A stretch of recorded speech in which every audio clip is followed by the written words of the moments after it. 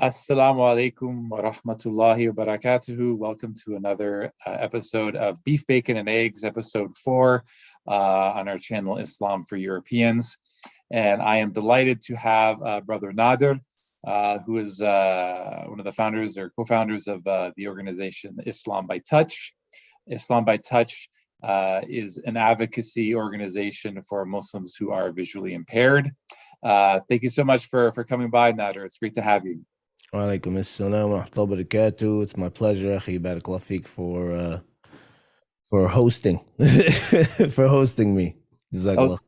No problem. Thank you so much for coming on. So give us a little rundown of how the organization got started and what were the gaps that were present that you saw before starting Islam by Touch, that we just thought, you know what, like there needs to be done a different way. Was it just a matter? Was it not just a matter of lost resources? Or were there other barriers that sort of like spurred you on to start this initiative? So let me start with Bismillah walhamdulillah wa salatu wa salam ala Rasulillah sallallahu alayhi wa sallam. رب اشرح لي صدري ويسر لي امري واحلل عقدة من لساني يفقهوا قولي. Ameen. Gotta get that dua from Musa in before I start, man. You know, always I try. I want to make sure my words are clear and to the point, right? There's a big Ameen. Yeah, Ameen. So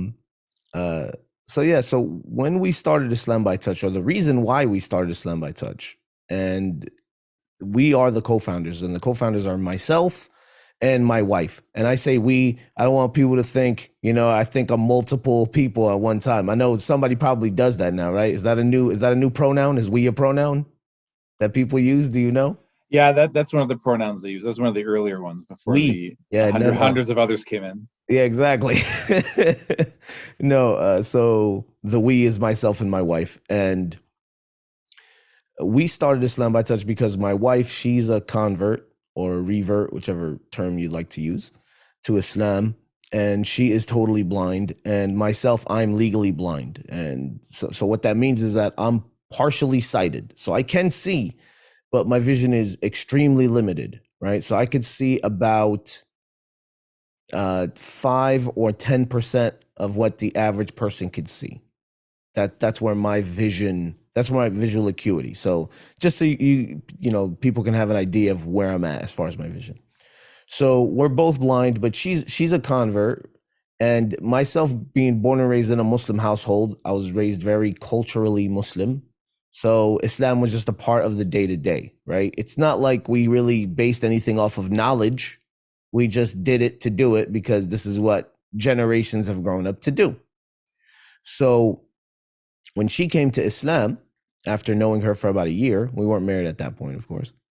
She said, first she said, I want to be a Muslim. After just some discussion, after talking for about a year, back and forth, comparing and contrasting religious, ideologies and things like that. She was Catholic. She said she wanted to be a Muslim, and she wanted to learn more than what I was teaching her, or more than the resources I can offer her. So she wanted to be able to read stuff in Braille.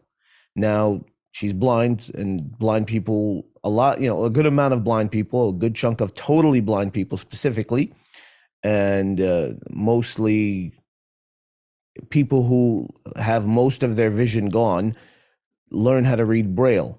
And if people don't know what Braille is, it's a system of dots that blind people use to read with their fingers. And these system of dots form letters and words and sentences and paragraphs and so on and so forth. And it's different in every language. So there's English Braille, Spanish Braille, Japanese Braille, Arabic Braille. It's all different. So we went on, we looked for resources in English Braille about Islam. And we found nothing at that point back in 04, 05 when Nadir came to Islam. So we found resources, like we found Arabic Braille, we found the Quran in Arabic Braille, which it's very hard to find, but we found it, right? We knew it existed, but it's very difficult to get your hands on a copy of that. At least at that point it was. And We found, maybe the most pro-Muslim book we found was the autobiography of Malcolm X in Braille. That's what we found. So it really wasn't anything available as far as that's concerned, right? So we kind of dropped it at that point. We were both very young at that point, 20s, things like that, early 20s. So fast forward from that point about 11 years, 10, 11 years. And we kind of met at a crossroads because we had kids, right? And Yadida wanted to really increase her faith, like, that the saying, the iman goes up and down, right? Our iman goes up and down. So so we started looking again. She was like, I want to really teach the kids. I really want to, have it for myself. We looked so long ago. Let's look again, see if things have changed. So we looked again in about 2015. And once again, we found nothing. Well, we found one thing. We found an English translation of the Quran by, I forgot the guy's name. And when we asked some of the scholars around us, like, what do you guys think about this translation? Everyone, and these like different madhab, different points of view, some Ikhwani, some Salafi, they all said just stay away from that. Right? So if you have these guys agreeing on stuff, it must be bad, right? Was it like the 13th century Orientalist translation of the Quran? I forget that. No, I have no idea. I think it was like Wahid Khan or something like that. They just said stay away from it. And okay. So it was like, okay. And it wasn't even easily available. It was like printed in India, made in India.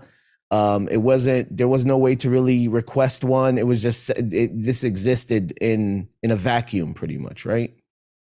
So at that point, I was going through issues at my job. As mentioned, because I'm visually impaired, I have to use certain software and equipment to make my job easier. So I would use a software called Zoom Text to kind of zoom into the screen and do what I got to do. And I don't know if you remember, Rob, but around 2014 or early 2015, Windows XP stopped being supported by Microsoft. So they had to switch all business computers to Windows 7. And when you remember that, right? Yeah, I do.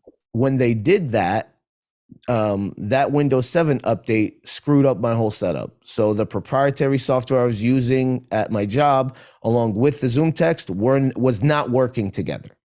So my input and output at the job it pretty much got cut down in half because of the issues I was facing. And because I was giving the managerial staff such a hard time to either fix it or transfer me to another department, because, literally losing half. I did sales. I worked in sales for many years. So if you can't input the sale, you can't make the commission, and when your commission gets knocked down in half from one year to the next, that's a big deal. So they pretty much just found a way to get rid of me because I was being a thorn in their side. And what happened was this all kind of ran into each other, and I told my wife, I was like, you know what? Nobody else is doing it. We reached out to many organizations. Nobody has any idea where we could get something reliable. Nobody knows where, or nobody has the intention of starting doing anything like this. So I said, you know what? Let's just go for it. Let's give it a shot. Let's try to make something accessible for blind people, right? And the initial goal was just to do a reliable English translation of the Quran in Braille and make it available for blind people for free. Because another thing we found while we were doing our search was that you can get a Braille Bible from any denomination of Christianity free of charge. Yep. No problem. You know what I mean?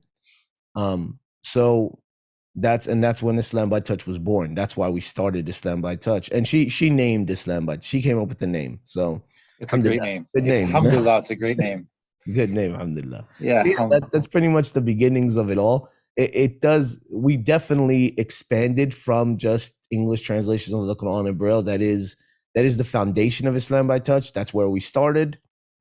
But alhamdulillah, I'm happy to say that we have not moved on from it, but added to it. Alhamdulillah, that's wonderful, and I'm going to post the link. I had a chance to peruse the website, so it looks like right now the main focus in terms of donations is to help produce Braille copies of the Quran for Muslims who are visually impaired. So if anyone would like to donate, I'll definitely, you can find the website and donate there, and I'll also post the link.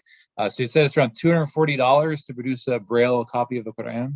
250, it should have it on the website, I believe. $250. Okay. That covers, that really, and to be blunt here, that really covers the material and domestic shipping.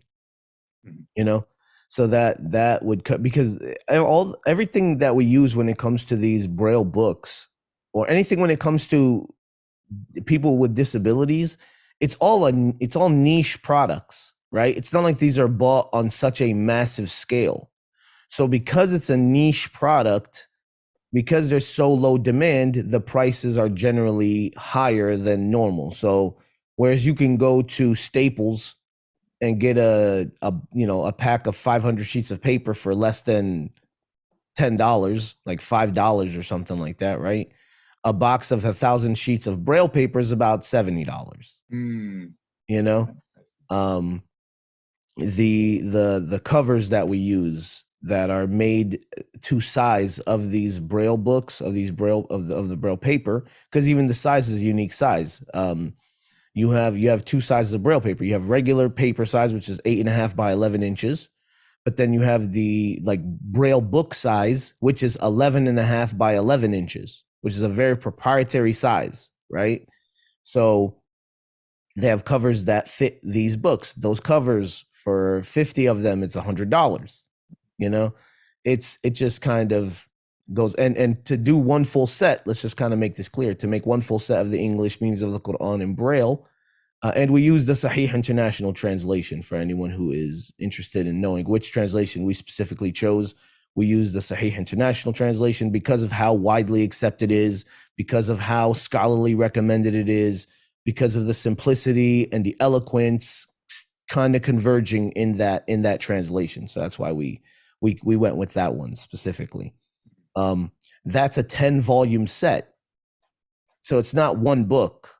It's 10 separate books that make one full Quran, you know? It fits in a 12 by 12 by 12 box, you know, and we printed ourselves here. We have what's known as a Braille embosser. And we put it together ourselves, and we box them up, and we ship them out all over the world, alhamdulillah. And you know, the website focuses on that because it's hard to quantify many of the other services that we offer as far as giving it a price, right? It's really hard to quantify stuff like that. It's not like, for example, like an organization like Islamic Relief, right? Islamic Relief could put out a campaign and say, help feed a family, and they'll come up with a figure to feed that family for such and such amount of time, right? Whereas with Islam by Touch, for example, one of the services we offer is kind of like community outreach, to whereas we'll reach out to different blind Muslims and just be there with, like, just talk to them, because there's a lot of loneliness within the blind community. These are isolated people. You know what I'm saying? A lot of them are isolated. And then whenever you take them and a lot of them are converts to Islam, now you even isolated them even more because their family doesn't want anything to do with them. Yeah. Wow. So these are very isolated people. So they need a sense of community, just like we all do, right? Some sort of sense of community. So sometimes we'll reach out, we'll talk to them for an hour and a half on the phone, just to make sure they're okay, you know? And whereas we want to just check in 10 minutes and then, you know, try to call somebody else, try to get other things done. But these people have nobody to talk to all week, all month. So they get you on the phone, and now they're telling you all their problems. How do we quantify that? How can I put a price to that? You can't put a price tag on it. Can't put a price on that, you know? Or we do, another service we offer is we offer like Islamic Q&A sessions with imams and scholars and students of knowledge with the blind community, because another big complaint that we hear, alhamdulillah, we have our ear to the ground of the blind Muslim community, not just in the United States, but all around the world. Alhamdulillah, we're really tapped into this community here. We hear that blind Muslims feel that they have no access to their Islamic leadership, right? They have no access to the imam, to their scholars. So we were like, okay, let's try to do something about that. So what we do is we schedule Zoom meetings. It happens probably every 2-3 weeks. We schedule Zoom meetings with imams, with a scholar, with a student of knowledge, someone like that. And it will just be an hour-long session of just Islamic Q&A. Here's a bunch of blind people, 15, 20 blind people in a Zoom, in a Zoom meeting with a person of knowledge, and ask questions. That's all it is. How do we quantify that? There's no way to quantify that. There's no way to put a price on that. I mean, I could price my time, but then I'm the one pricing my time, right? So Right. So that's why we focus on the Braille Quran specifically. It's something people can hold. It's something people can touch. It's something people can actually see and physically handle, right? So that's why we kind of focus on that on the website. But alhamdulillah, we recently brought on a marketing team to really start trying to quantify all the other things that we do and put a price to it, pretty much. Wow, really great stuff and really awesome work. May Allah subhanahu wa ta'ala reward you and your wife and everyone involved in Islam by Touch. It's easy to get cynical on our channel, and I hate being cynical, but one of the positives is that because of technology, you can have, like you said, you can have a Zoom meeting with 15 to 20 blind Muslims, and I know it's in a virtual world and nothing compares to meeting people from the same experiences face to face. But, that would have been unfathomable 10, 15 years ago. I mean, technology has just advanced so much that you can actually collectivize as a community, even though you may have people who are just from all over the place. So, alhamdulillah, at these Zoom meetings, we have people all around the US. We have people from the UK. We have people from Africa, all jumping in. And this is the thing, right? A lot of people are kind of upset or mad or whatever about how things have changed, specifically around around COVID, right? Like whenever how everyone is staying home, doing things from home, offering services at home, like online classes and things like that as compared to in person. But people don't understand how much of a benefit that was for blind people. You know what I mean? Like blind people, a lot of us don't have people around us that can drive, right? And at the same point, a lot of us want to be independent. We all should be independent, but a lot of us want to be independent, right? We want to have autonomy. So you don't want to ask someone to drive. So you want to go to the masjid, for example. All right, I got Uber. I can use Uber. Now, most of the blind community, about 70% of them are below the poverty level and are unemployed. So all they make is security. What is it? SSI. It's like supplemental security income, which here in the United States, I think maxes out at around $1,000 a month. That's $1,000 for your food, your everything. What do you, so you don't have money to go to the masjid, so you can take public transportation. Okay. They have disability transportation. Well, that comes with a caveat. You have to book it 24 hours in advance, so it can never be spontaneous. And you have to have a 2-hour window before you have to be there. You have to book it with a 2-hour window in mind before you have to be there. So trust and believe, whenever I used to, have to leave for work, when I did a traditional job, all we do is Islam by Touch right now. When we worked at a traditional job, my commute, even though my job was maybe a half hour away from where I lived, I would literally be there 2 hours early, right? Oh, wow. because you have to, sometimes I would arrive 2 hours early because of this accessible transportation. So that's not really a feasible option, right? Especially if you have a life, you have a wife, you have kids, you have family, you have things like that. That's not a feasible option. So whenever things actually switch to virtual, a lot of things switch to virtual. A lot of these masajid were doing virtual classes. A lot of services switched to virtual. People can learn Arabic virtually, especially during the pandemic, like when it really was hitting hard. It was a great benefit for blind people. So yeah, alhamdulillah for things like that. Yeah, I mean, sometimes what does Allah subhanahu wa ta'ala say? That sometimes you may dislike something, right? But Allah brings a lot of good out of it. Mm-hmm. And like everything's switching to virtual. Like there was a lot of silver linings. I mean, and looking at how that affected converts. I mean, we're actually, inshallah, going to the masjid later on today to discuss what this new mosque wants for a convert program. So we're outlining all the previous convert programs that just did Failed. not, that failed exactly. And one of the major problems is that beforehand, a lot of these masajid would have every single convert program. Everything has to be done at the mosque. Mm-hmm. The teaching classes have to be at the mosque. The dinners have to be at the mosque. Your family wants to, have your family introduce themselves to the Muslim community. Let's have them come to the mosque. What they don't realize is that oftentimes our families, they don't want to go to a mosque, even if they have a positive image of Islam, so that's one thing. So it's like going into a whole new world, pretty much. Yeah, it's not their turf. Yeah. But for people who are born Muslim, this is like their sanctuary. Like they hear the adhan, like their heart, like softens and stuff. Whereas for Westerners, when they hear the adhan, the first time most of them have heard the adhan is the opening scene of The Exorcist. So, so that's one thing. Secondly, a lot of Muslims don't want to enter our spheres. They don't want to, go to our family's house or go to the restaurant that serves alcohol. Maybe they got a dog. You got a family member that drinks all the time.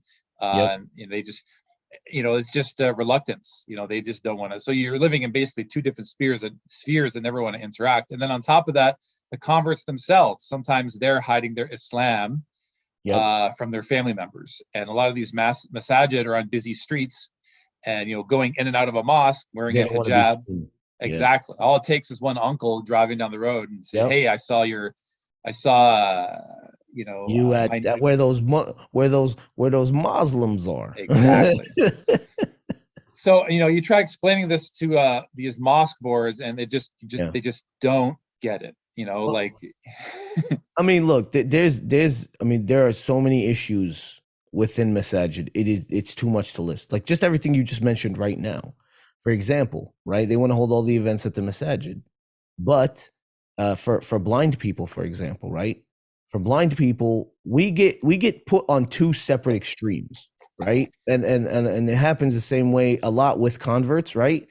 But I guess on one extreme for converts more than the other. So for blind people, specifically within the Muslim sphere, right? I don't know. I've been using that term a lot. Is that a common term or is that just something I've been using? Muslim sphere. I like it. I mean, it's a perfect way to draw a Venn diagram in your head. There you go.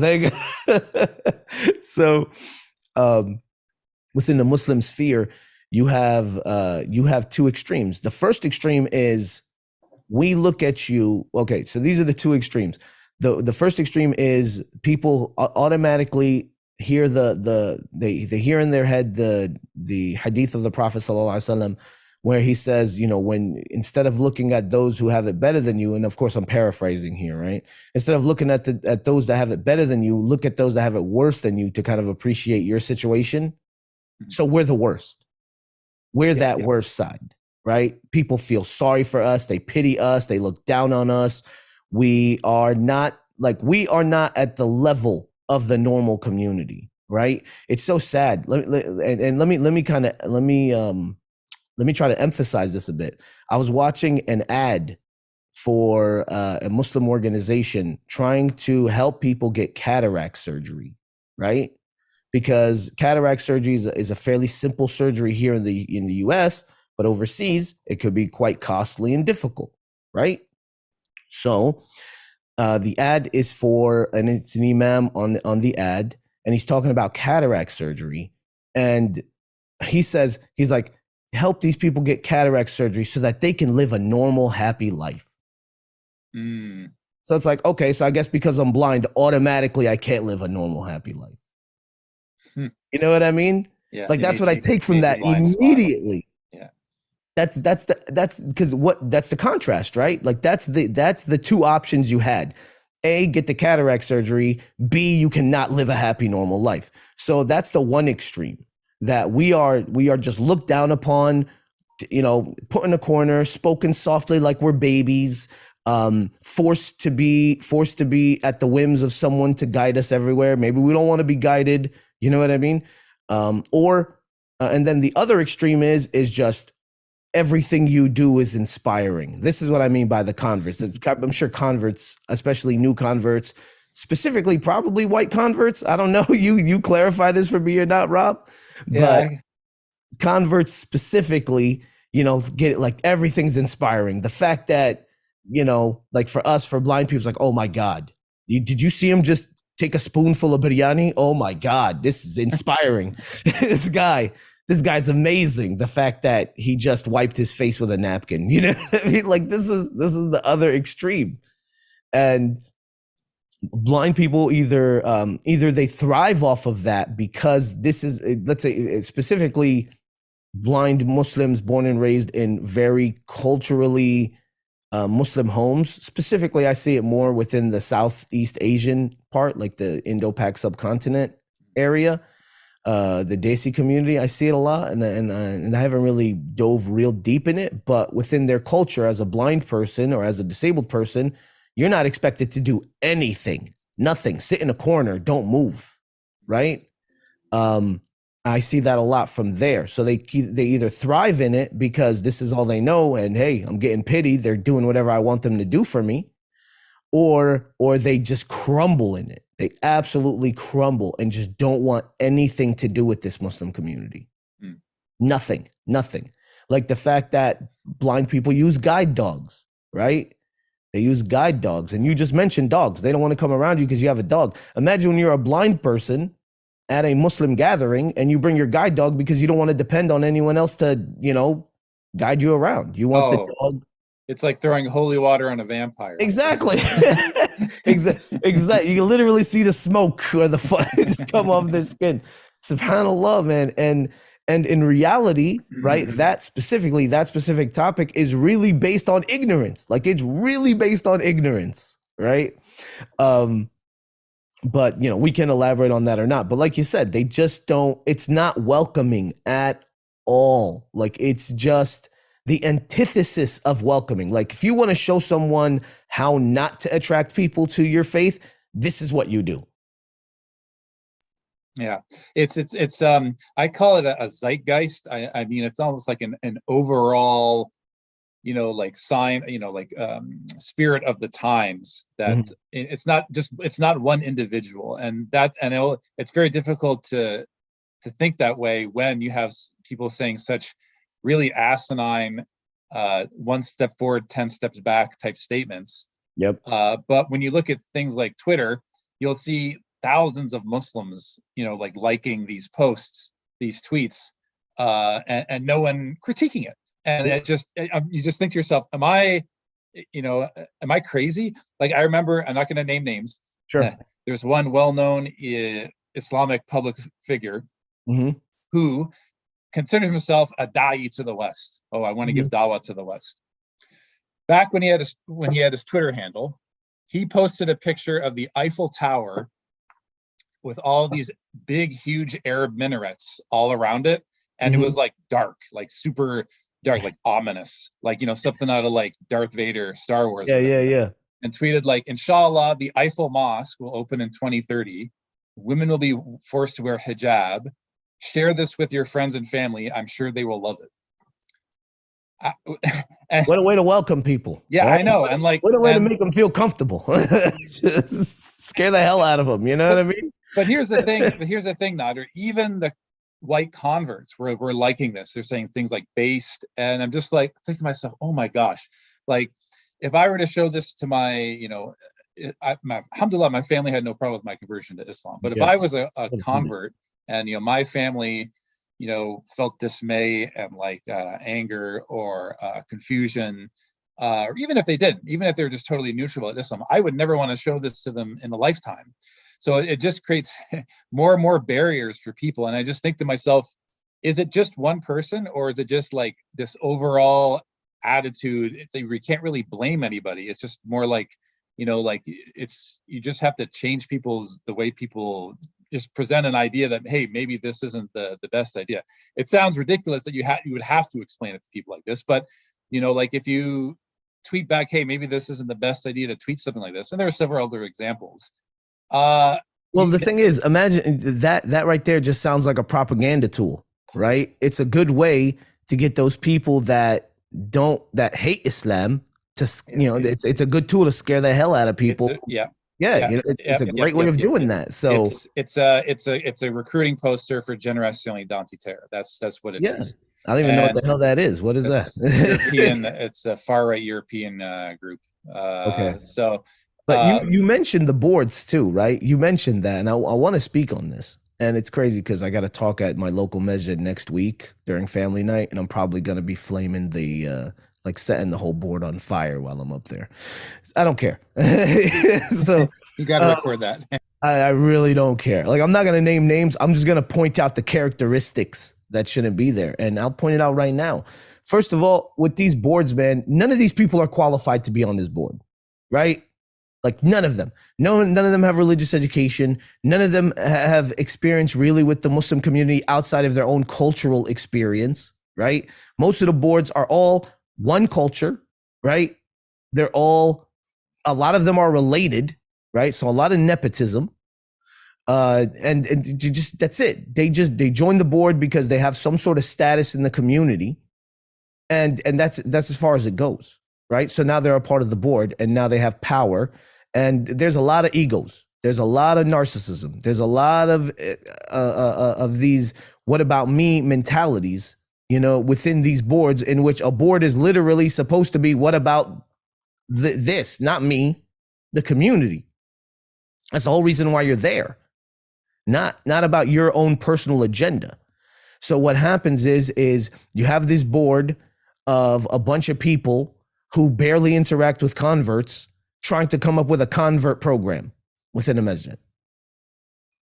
It's ridiculous. And the way I would put it usually, and it's funny because there's an organization that claims to cater to disabled people in the US, and it's a similar situation, right?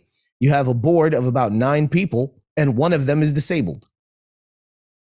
How is this board supposed to be catering to disabled people? Nobody knows anything about disabled people. Nobody knows the experience, right? So how is this board of people that barely interact with converts? None of them are a convert, yet they're supposed to be catering to converts. I don't see how it adds up.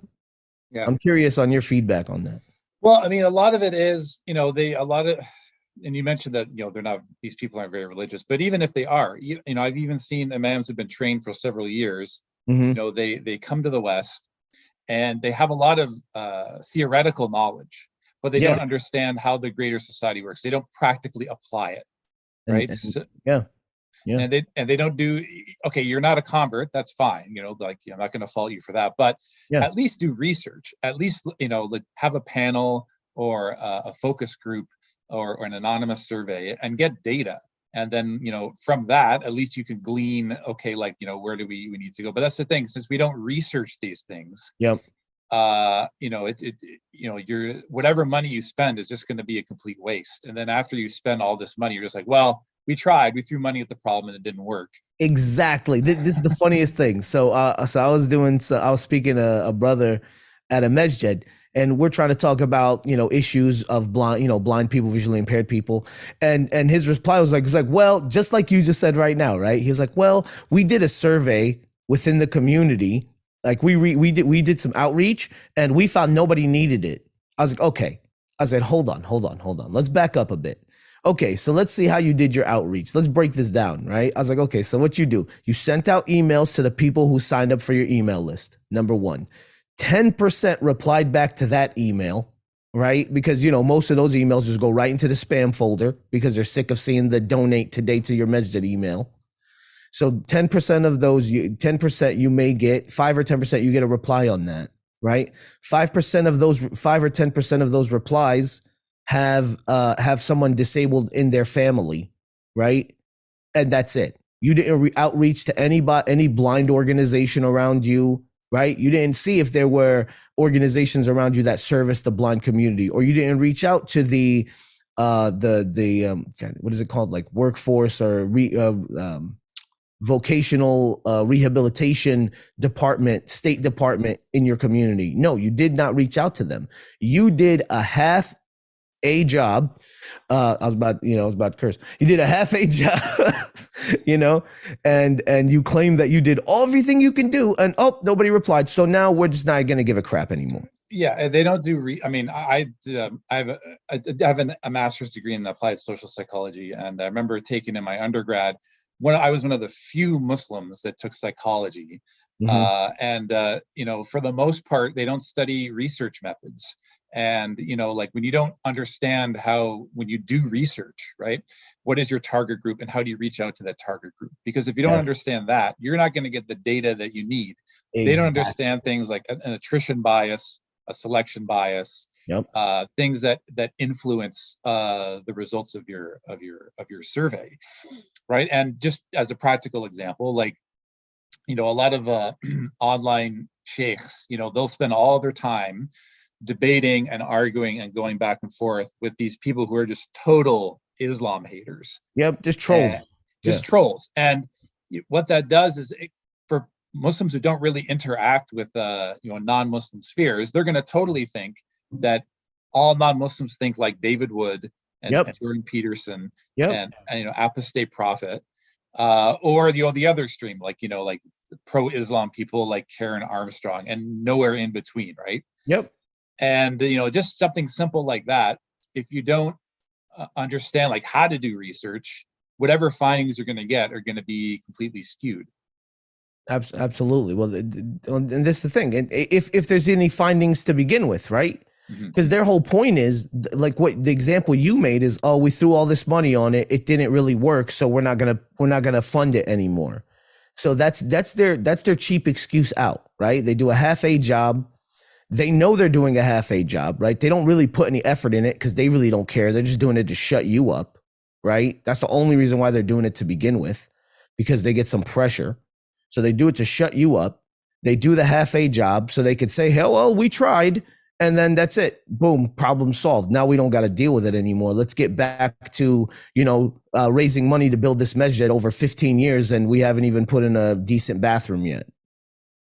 Well, yeah, I think it goes a little bit deeper, because even a lot of converts didn't know, what the problems were. I mean, 10, 15 years ago, if old Rob would have told new Rob, this is what needs to happen for converts to survive and thrive, new Rob would have been like, you don't know what you're talking about. You're trying to divide the community. So it's really hard. Wait, new Rob or old Rob would have said that? New Rob would have said that, because I think after years have gone by, I understand more what the problems are. So it's almost like a case of, even the new converts don't really know,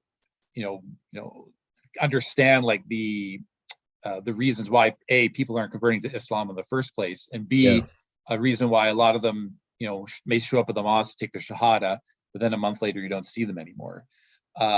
So I do feel that many mosque board members, they do have their heart in the right place, that they do want to help, but the problem is very multifaceted, and it's almost like trial and error. And it almost has to get to a point where it's like you or me, Nadir, where it took us a while to understand the complexities of these problems, and we had to take the initiative to get this knowledge and then apply it practically.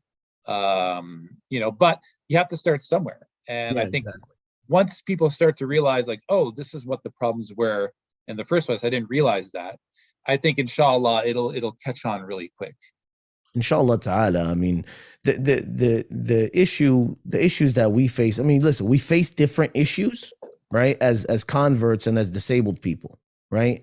We face different issues, but we are kind of in the same corner, right?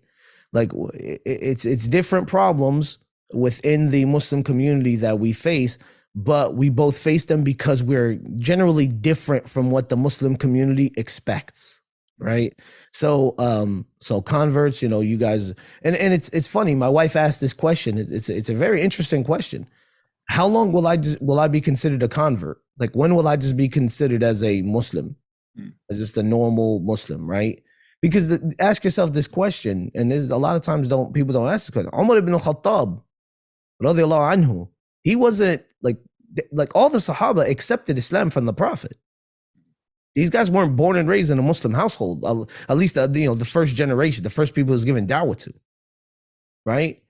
Or Khalid ibn al-Walid, radiallahu anhu, he came to Islam way when the Prophet was in Medina already. Do we ever call him a convert or talk about him like he's a convert? No, he's Khalid ibn al-Walid, right? The sword of Allah. So I think we really need to get past that, right? We really got to get to this place to where, as we stop labeling each other, accepting our differences, number one, right? Like, we're different in culture, we're different because of ability. That's one thing we can do. We can accept that, but we don't label each other as that, and that's what we're known as forever. I think one big issue that we face specifically here in the US and probably in other Western countries is, you said imams study for multiple years and it's all theoretical knowledge, right? They come here and they don't know how to implement it. And it's because fiqh evolves, right? Fiqh moves with the culture, so to speak. And you can't apply what applies to a majority community in Somalia, for example, right? You can't apply what applies to in Guinea, Africa, to America, as far as like cultural stuff outside of the ma'ruf things, right? Like, we know we have to pray 5 times a day. We know we can't drink alcohol. We know, this and that. We're not talking about that. We're talking about going past that, right? The fiqh issues, the issues that men ponder upon to come up with rulings. We have to understand that changes based on where you're at, right? So I think this is a big short on the Muslim community, because they come here for the opportunities, right? They come here because America, the land of opportunity, we can make money and all this stuff. Which, that's a whole nother discussion if they should be coming here for that or not, right? But regardless, they're here for that reason, but then everything else stays the same, right? Like the status quo stays the same. As far as culturally, it stays the same. It's like, nah, bro, this is not, everyone in the community doesn't all look like you. Everyone in the community aren't all Hanafi or Maliki or Shafi'i or whatever the majority madhab is in your country. You're in a whole different ball game now, right? And we need to acclimate to that. Like I said, not to say that we're transgressing the bounds of Islam, right? We're not saying that. Don't do that. These weak-minded imams that want to welcome the alphabet mafia in the masjid to have discussions. I don't agree with that at all. Like, that's diametrically opposed to Islam, right? I didn't hear say Nalut being like, hey, let me understand where you're coming from. Those ayat were not included in the Quran, right? So like that, I'm diametrically opposed to that. But that doesn't mean that there's no room to understand that just because we're Muslim, that doesn't mean I have to wear a thobe or a sirwelin kameez, or I have to eat biryani, or I have to say, I have to say these specific words. I have to say namaz, or I have to, things like that. Yeah. I kind of went into a whole rant and tirade there. No, I agree with you. I agree with you, Nadir. I mean, it's a lot of the same things that we talked about. It's and it's affecting, it's affecting all these different, segments of the Muslim community. Converts, those with disabilities, who are differently abled, the youth is another example. It's just a lot of blind spots. I mean, I remember years ago, the mosque wanted to have an open house, and this was in, Ontario. You would think, and this is a Muslim community that's been there for a very long time too. Yeah. Like generations. But the board, they wanted to have it on a Sunday, and guess which Sunday that was, Nadir? Which Sunday? Easter Sunday? Super Bowl Sunday. Super Bowl Sunday. So we told them a week before, like, this is on Super Bowl Sunday. No one is going to come to your open house. Mm-hmm. And they're just like, well, we already planned it. So, and and they couldn't fathom in their head that this is like the most important non-religious day In America, right? right, and nobody came. So I Mhm. mean, when you don't understand the culture of the people, Yeah. it plays out in different ways. Also, I think, and we call this the Medina model, where they think that everything has to be the way that it was done in Medina, and specifically that like the fact that we have to be quote unquote united as Muslims, Mm-hmm. which is true. We're all we're all part of one ummah. Yeah, We're all holding the rope of Allah together. But absolutely. I think where they conflate this problem is that they think that you know if one particular community that has specific issues, if they branch out somehow, then all of a sudden this becomes dividing the ummah. Yep. In the meantime, every Muslim subculture that has come here has their own organizations, their own restaurants, their own marriage networks. Yeah. I mean, like, and nobody protests this at all. And it's just really frustrating because it's It's a double standard to begin with. it's a double standard. Like, if I was a white convert and I had a group of white converts and we all emigrated to Japan, Mm-hmm. imagine us opening up a masjid and everything there was like we did in like Europe or North America or You whatever. have, instead of biryani, you got, I don't know, casserole. Burgers, yeah, burgers, casserole or whatever. No sushi, Yeah, no exactly. no Kobe beef, Yeah. and and just any Japanese convert that comes in, okay, now you guys have to wear jeans. You gotta eat casserole, bro. Listen, lima bean casserole is the religious meal for us. I know. So I Muslims mean, in Japan. a better model would be, okay, let's let the Japanese converts collectivize, keep Mm-hmm. everything in their traditional cultures, and then their friends and family will see that Islam is applicable to their specific culture. Well, Um, one thing you see is, let's just talk about architecture, right? When you see one of the oldest masajid in the world is I believe it's in China, right? And it happened, I think, about after about 100 years of the Hijrah, somewhere around there. My figures are off, right?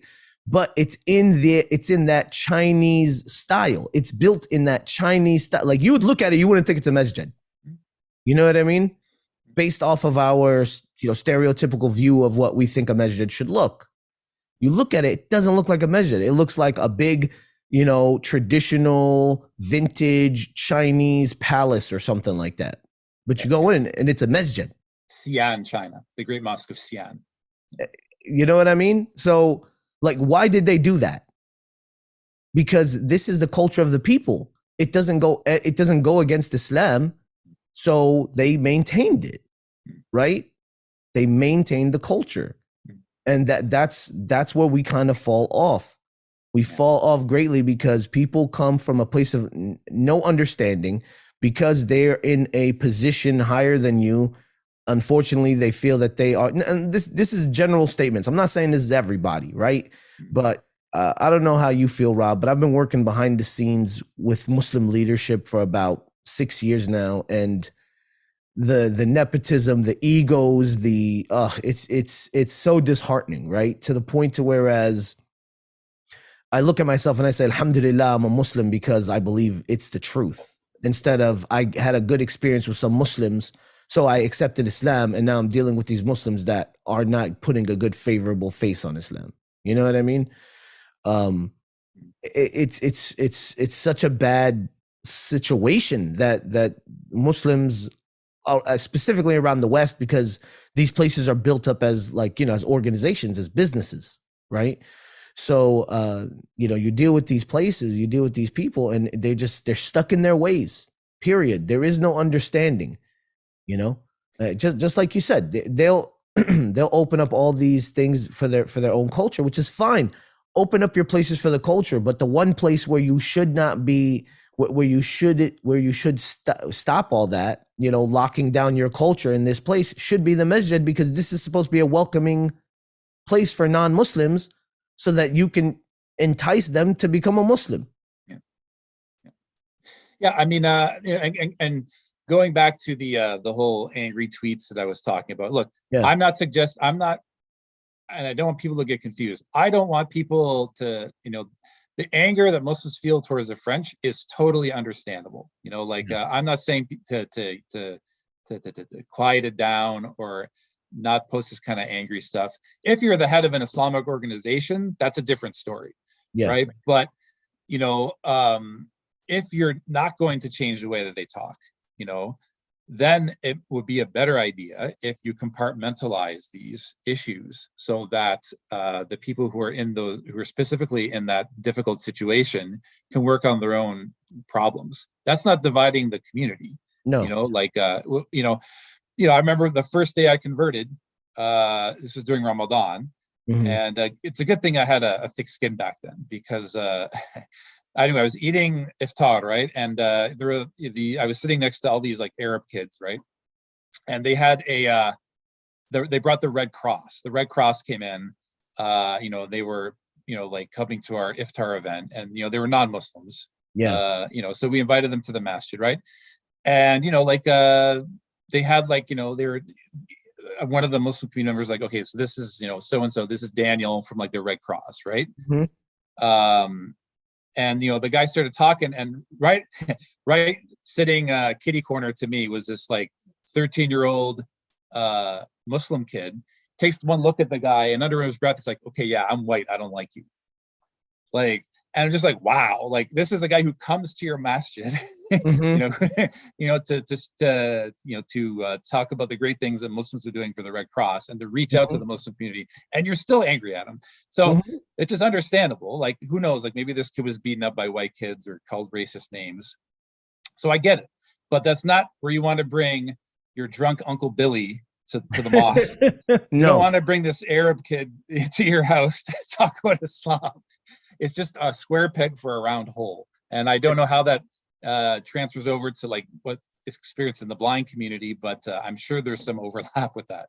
Well, what happens is with us, disabled people, broadly, but of course, we focus on blind Muslim community, because what happens is whenever you try to solve everyone's problems within a broader group, you fail at every scale, right? You fail at every level because you're not pinpointing, you're not focusing on one specific place. So we focus specifically on the blind community here. One thing that happens with us is that people get very uncomfortable around us. And the reason why people get very uncomfortable around us is because we're a part of a sub-community or a community that anyone can be a part of at a split second. You understand what I mean? Yep. Anyone can become disabled. One bad accident, you could be blind. One bad accident, you could be in a wheelchair. So people get really uncomfortable around people like me for that reason, right? They just, because they don't want to see themselves. Like I said, we're seen as the worst in that hadith of the Prophet sallallahu alaihi wasallam. That's how people see us, right?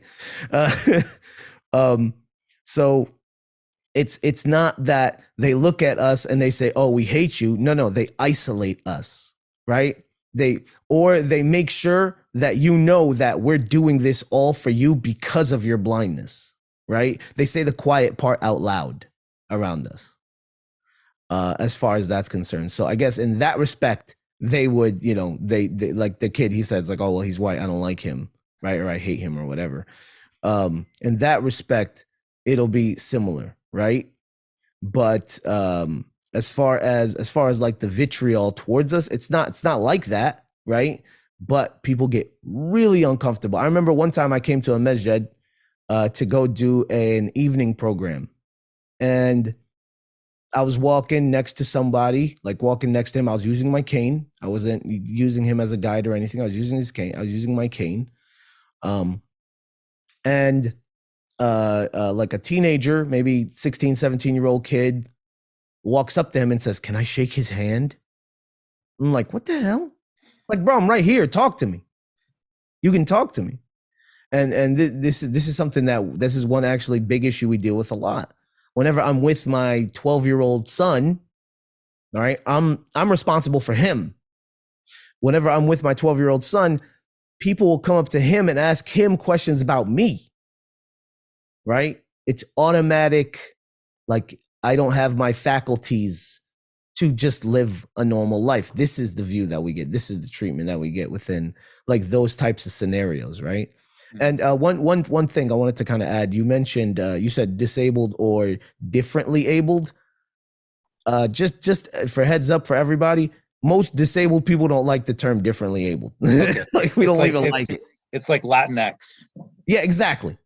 You know, because who came up with it? Some woke loser. You know what I mean? That was like, oh, there's got to be a better way of saying this. I feel so triggered every time I hear the word disabled, even though I'm not disabled. You know what I mean? It's like, shut the hell up, bro. Just shut up, please. So Okay, yeah. I'll scratch it off my vocabulary. Yeah, just don't use it, man. Most Okay. people don't like it unless they want to be, you know, and you'll see this a lot. And you probably see this within the convert sphere, specifically like the Eurocentric convert sphere.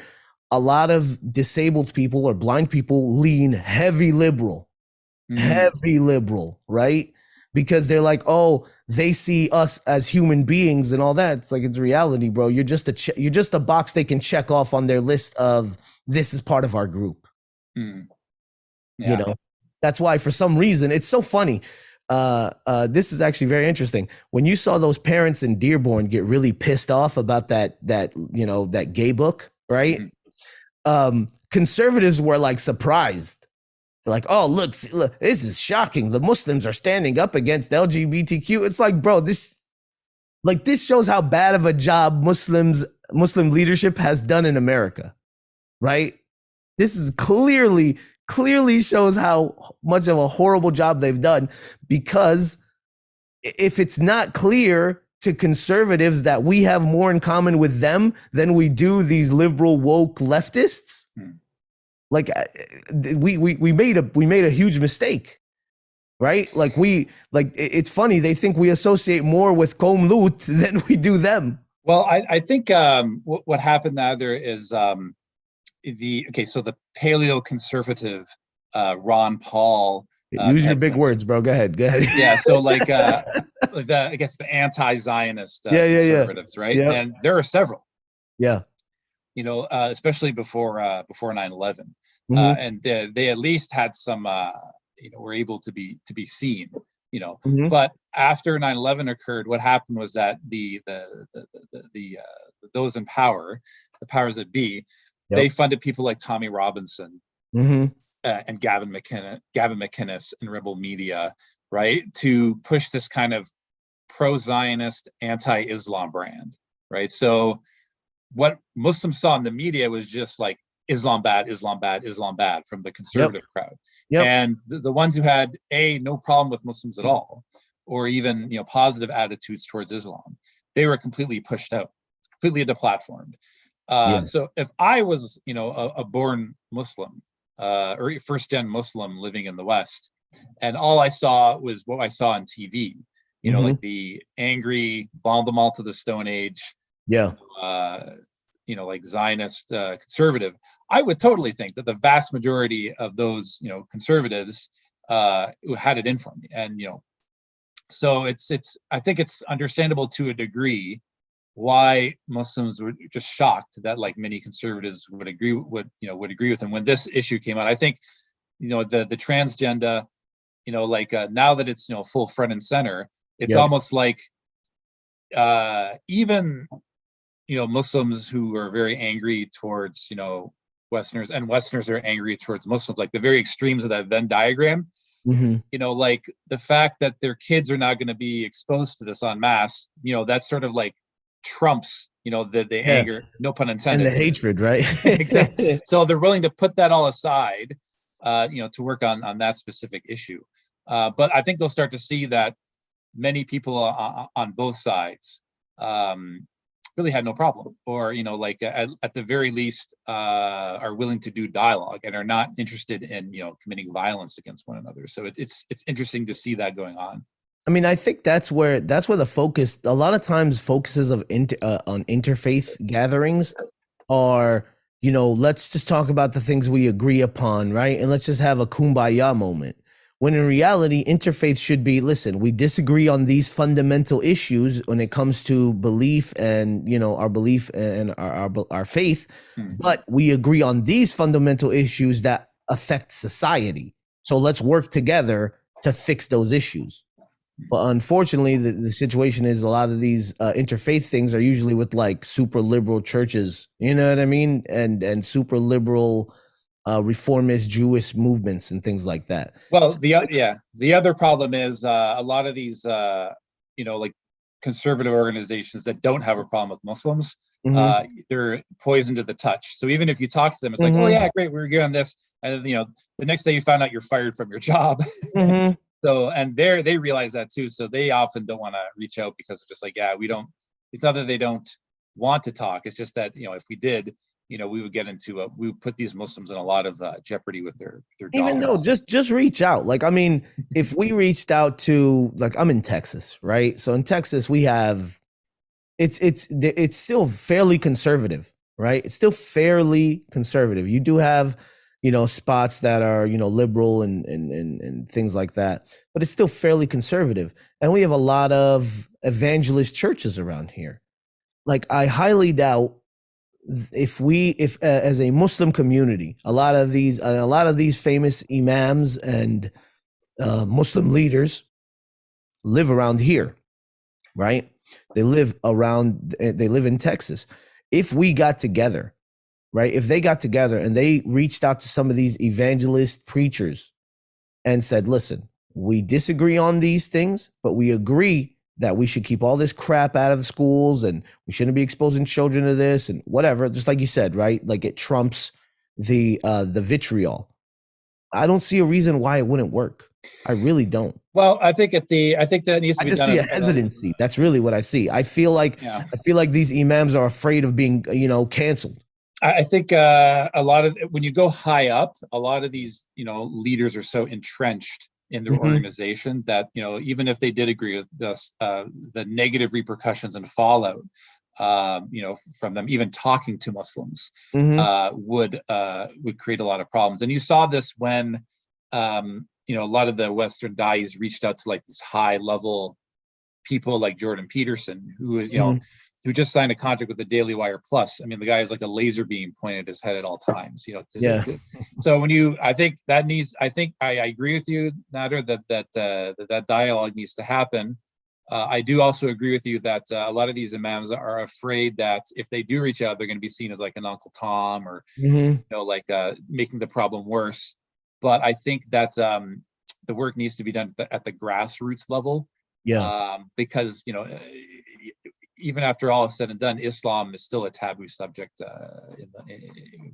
within the conservative Western sphere. So I agree. But one last question before we go, Nadir. I'm interested. The Braille Quran, is there a transliteration? Is it also in Arabic? Like, can you read? Is there an Arabic Quran that's like that has the Fatha, the Kasra, the Dhamma? Like, like how does that? Because I know that the $240. And just as people who are watching, please donate to Islam by Touch. We'll give the website if you want to donate. But you said it was an English translation, but how about reading the Quran in Arabic in Braille? Like, has that been standardized? So the Arabic Braille Quran has been available for decades, right? They've been like my aunts and uncles who are in their 50s that are blind, because my condition is hereditary. That are blind, learn how to read this at a very young age, right? But Islam by Touch is actually a member organization of a broader organization called the International Union of Braille Quran Services. Okay, so this is an international umbrella organization based out of Turkey, and they partner with many organizations from around the world, Islam by Touch being one of them, to standardize Quranic Braille. Because, like you said, with the Quran, you have a Fatha, Dhamma, Kasra, right? The diacritical marks.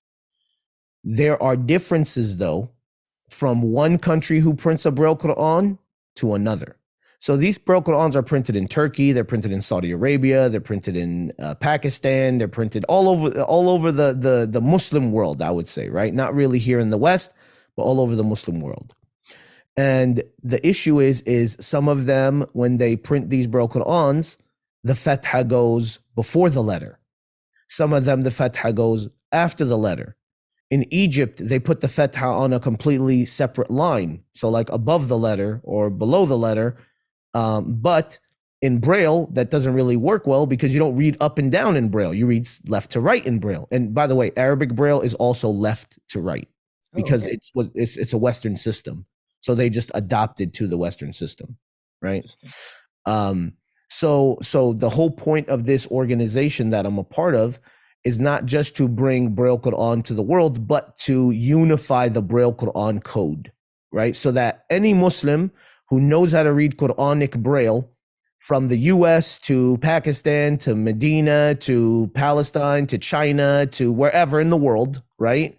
Puerto Rico, I got to shout out Puerto Rico because my wife is Puerto Rican. Let's say anywhere in the world that knows how to read Quranic Braille can pick up a book and read it. Doesn't matter what country you're in, because that does happen.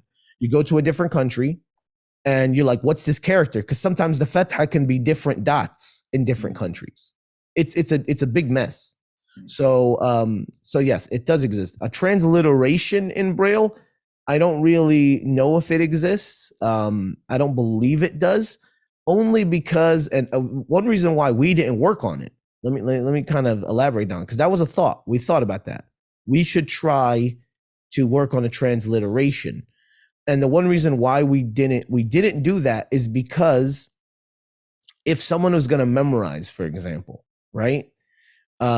You would generally either A, need a teacher, right, to memorize, or B, you would need, as blind people, we generally memorize by listening, right? Like we hear it on a repetitive basis, and I'm sure plenty of other people do it. I'm sure you probably memorize Quran by listening over and over again, right, Rob? I'm sure you memorize something. So because with that, we get to hear the intricacies of the pronunciation. With a transliteration, you lose it, a lot of it, right? So we didn't focus on a transliteration because of that. What we focused on working on an English translation was the understanding of the Quran, right? Like blind people will memorize Quran from listening, or they may eventually learn, which alhamdulillah, we've actually helped in facilitating, teaching blind Muslims from around the world how to read Quranic Braille. We actually worked on a primer to teach blind Muslims, at least from the Turkish aspect, because, like I said, we work with IBQS based out of Turkey, but we actually worked on a primer in English with the Arabic Braille characters so that people can learn how to read Quranic Braille and Arabic Braille. So we actually worked on that. That's another thing that you can't really quantify, right? That we go all the way to the back at the beginning of the talk. So as far as transliteration, we didn't move forward. Arabic Braille exists. It exists in every country. You could actually go into Masjid Qubat. SubhanAllah, I went there when I went to Hajj, and I went to Masjid Qubat, and there's a Braille Quran there. So it's been in existence for decades. What hasn't been available is information in English in an accessible format for blind individuals. That's something that hasn't been available. And alhamdulillah, we're happy to say that we're adding to that lexicon as time moves along. Fascinating. Awesome. MashaAllah, may Allah reward you and everyone involved with Islam by Touch for this wonderful initiative, Nadir. It was great to have you on. I really happy that you came on you're starting Beef, Bacon, and Eggs. And is there any website or Twitter handle or anything you want to promote for the website? So everything is at Islam by Touch, right? Literally how it's spelled, at ISLAMBYTOUCH.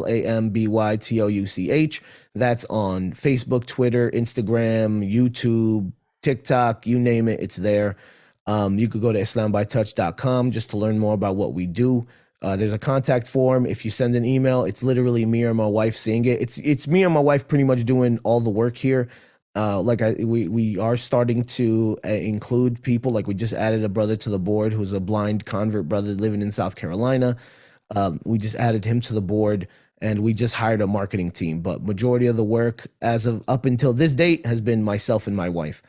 If you want to learn more about like my wife, for example, she has her own social media stuff at always Yadira. or that's ALWAYSYADIRA. And lastly, and the most fun thing is we are uploading more stuff on YouTube on the Islam by Touch channel. If you guys want to check out something really interesting, I was actually at a blind convention last week. So there's, we have big Muslim conventions. There are big blind conventions, right? Mhm. So I was at a blind convention last week. It's a state Texas NFB convention, and I set up a dawah booth, and I live streamed it. I was there for 4 hours, and I live streamed the whole thing on YouTube. So if you go to the Islam by Touch YouTube channel, it's there. You That's guys can super check cool. it out. That is super cool. And lastly, we just recently released our podcast, which is called Behind the Blind. You could find it on any streaming platform except for Spotify for some damn reason. They they wouldn't put us up for copyright reasons, but forget Spotify. We post it up on the YouTube channel as well. You can see it there, or of course you can find it on Apple Podcasts, stuff like that. So Behind the Blind is just me and my wife talking about our life experiences. So first episode is Yadida talking about her blindness. The second one is about her getting her guide dogs and her experiences with guide dogs. And then we just started a series on her talking about her complete journey to Islam, pretty much from young child to Shahada. You know what I mean? So alhamdulillah, it's a lot of fun. We love it. So we'd love for people to give us feedback on all that. And Rob, we love what you do, bro. It's funny. I saw the email. It said vitamin R. I was like, that's interesting. That's interesting. I was like, that's a good way of putting it. I like it. But I appreciate what you do, bro. Whenever when I first heard of you was on a Mad Mamluks podcast, and I was really interested. And I was like, man, this guy must get a lot of crap for his stance. Oh man, that was back when I had no idea what I was doing. We've polished our ideas, since since I was first on the Mad Mamluks. But yeah, kind of being a bit rough around the edges. I knew I would have gotten some hate, but actually, it's been pretty mild. I don't know if it's the fact that not many people know about us up to this point, but the support has been pretty good from all walks of life. I think our biggest detractors are other white converts. Like you said, they tend to be more on the liberal side. Yep. And they're terrified of collectivizing in any manner. They think some nuclear explosion is going to happen. Yeah. Or last thing they want to be labeled as is white supremacists. That's really what it is, right? Yeah. Like 3 white people can't be in the same room at the same time. You can't do it. No, it can't be done. It can't be done. But yeah, man, I just wanted to say thank you so much for having me. It was a pleasure. Super early, bro, for me, but I wanted to do this. When we talked about this, I was really excited for it, and we'll definitely maintain doing things like this. You know what I mean? Definitely jump on, because, like I said, different experiences, but we kind of come from the same perspective of being on the outside looking in of the Muslim community, and inshallah, we can at the very least be a way to move past that and facilitate a situation where we're all better off. Inshallah. Absolutely. Inshallah ta'ala. And that's the way we frame it. This is a win-win. We're not here to take. It's not about privilege. It's not about taking away people's resources. Yep. It's not about cutting people off so they're all at the bottom. Yep. This is a non-zero sum game. Exactly. This will improve not only the blind community, but the Muslim community as a whole, and not just European descendant Muslims, but the Muslim community as a whole. Yep. All converts in general from all over the world. This will improve their situation. You know what I mean? So may Allah make it so. And and just on the last note, anything that I've said that is wrong is from myself and from the shaitan. Anything good that I've said is from Allah subhanahu wa ta'ala. Subhanak Allahumma bihamdik. Nashhadu an la ilaha illa ant. Nastaghfiruka wa natubu ilayk. Astaghfirullah. Same here, inshallah. Okay. So again, please like and subscribe to Islam for Europeans if you haven't subscribed already. My name is Robert on the show Beef, Bacon, and Eggs. We meet every Saturday morning after Fajr, inshallah. We're the only show in town. So, if you want to watch a podcast after Fajr, it's Saturday morning where everyone else is drunk or asleep or both. This is the place to be. So signing off from Islam for Europeans, I'm Robert, and this was brother Nadir. Assalamu alaikum wa rahmatullahi wa barakatuhu. Wa alaikum assalam wa rahmatullahi wa barakatuhu. Okay, just gonna sign off here. Yep. Okay, just sign off. End stream. End. Oh my gosh, there's some